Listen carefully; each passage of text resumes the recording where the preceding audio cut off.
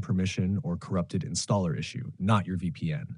Here's a working fix guide, no fluff, #fix launcher update error NTE. 1. Run launcher as admin. Right-click the installer's launcher, click Run as administrator, prevents update service from failing silently. 2. Delete broken update cache. Corrupted files often cause the 10-second fail. Press WinR.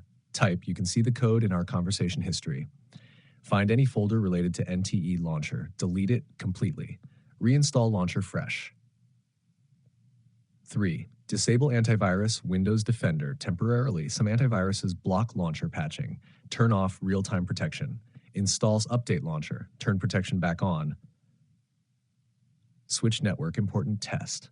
Even without VPN, your ISP can block patch servers. Try mobile hotspot or different Wi-Fi network. If it works on hotspot, it means your ISP is the problem. 5. Change DNS. Very effective. Set DNS manually. Preferred 8.8.88, alternate 8.84.4, or use 1.1.1. Fixes update server resolution issues.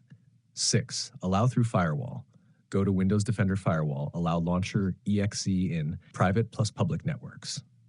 7. Install required components. Make sure you have Microsoft Visual C++ redistributables, .NET Framework, latest. Missing dependencies can break updater. 8. Re-download installer, clean copy, delete old setup file, download again from official source. Old installer equals outdated patch server URL. If nothing works, then it's likely server-side issue in your region. Launcher not fully supported in your country yet.